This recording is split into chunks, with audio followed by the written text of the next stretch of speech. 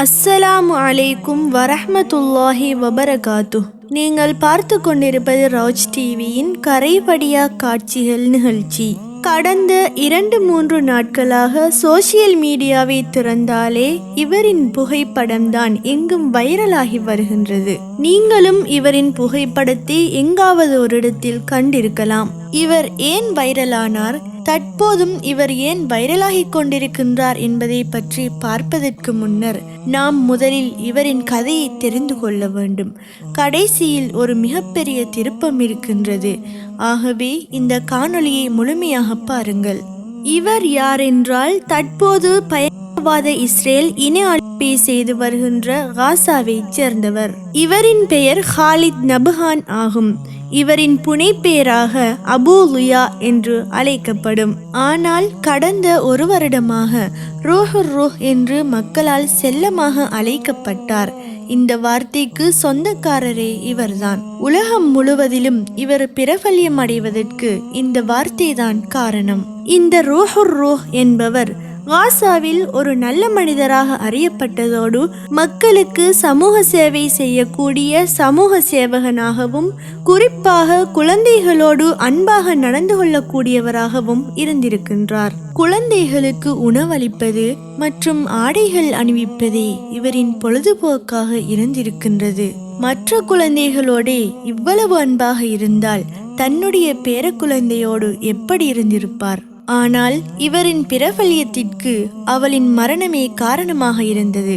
அது என்ன கதை என்பதை பார்க்க இவரின் செல்ல பேர குழந்தையை பற்றி தெரிந்து கொள்ள வேண்டும். அவளின் பெயர் ரீம். இந்த ரூஹுர் ரூஹ் அவளோடு மிகவும் அன்பாகவும் பாசமழையை பொழிந்து அவளை அள்ளி தூக்கி கொஞ்சிக் குழாவுவது, அவளை சைக்கிளில் ஏற்றி சவாரி செய்வது, அவளின் முடியை பிடித்து விளையாடுவது, அவருடைய தாடியை பிடித்து விளையாடுவது, இப்படி அவளுக்கு ஒரு தாயை போன்று மிகவும் நெருக்கமாக இருந்து வந்தார். இப்படியே காலம் கடக்க கடந்த வருடம் 2023 11ஆம் மாதம் 21ஆம் திகதி இஸ்ரேலின் கொடிய தாக்குதலால் ரீம் ஷஹீதானாள். அல்லாஹ் அவளுக்கு உயர்ந்த சொர்க்கத்தை வழங்குவானாக. அந்த நேரத்தில் இந்த ஹாலித் நபுஹான் ஷஹீதான தனது பேரக்குழந்தையான ரீமின் ஜனாசாவை கையில் எடுத்து அவள் உயிரோடு இருக்கின்ற போது அவளோடு எப்படியெல்லாம் கொஞ்சி குழாவினாரோ அப்படியெல்லாம் அந்த ஜனாசாவோடு கொஞ்சி குழாவி அவளுடைய கண்ணை நீக்கி பார்த்து அவளோடு பேசுவது போன்றே நடந்து கொண்டார்.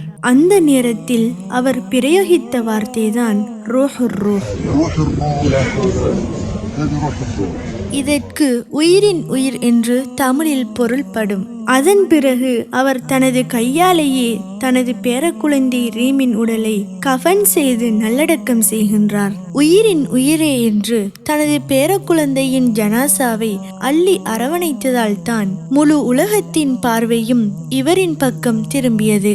இதிலிருந்துதான் இந்த ஷேக் ஹாலித் நபுஹான் ரூஹுர் ரூஹ் என்ற அதே வார்த்தையை கொண்டு மக்களால் அழைக்கப்பட்டார்.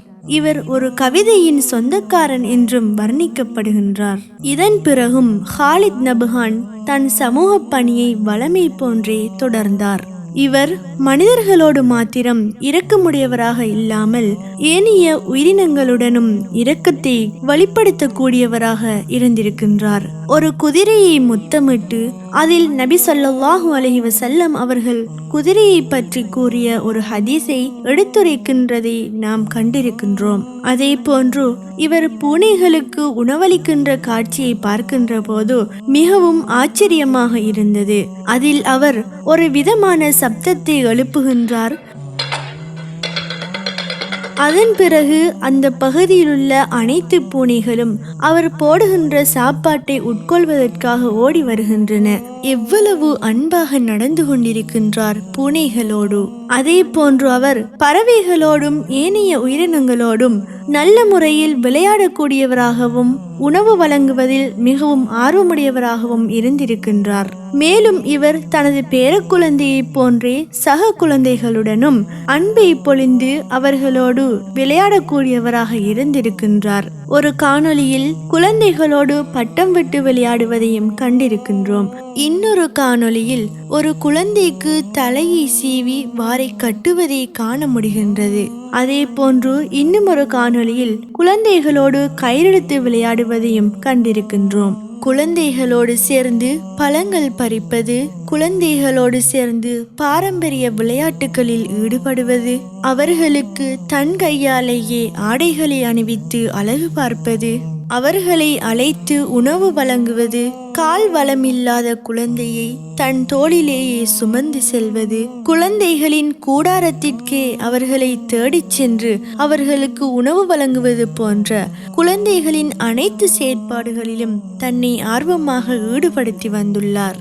மக்களுக்கு உணவளிப்பதில் முந்திக் கொள்ளும் இந்த ரூஹுர் தனது தாயுடன் எப்படி அன்பாக இருந்திருப்பார். ஒரு காணொளியில் தானே ரொட்டியும் கறியும் சமைத்து தன் கையாலேயே தாய்க்கு ஊட்டி விடுவதை கண்டிருக்கின்றோம். இன்னொரு காணொளியில் தன் தாயை சூரா ஃபாத்திஹாவை ஓத வைத்து அழகு பார்த்ததையும் கண்டிருக்கின்றோம்.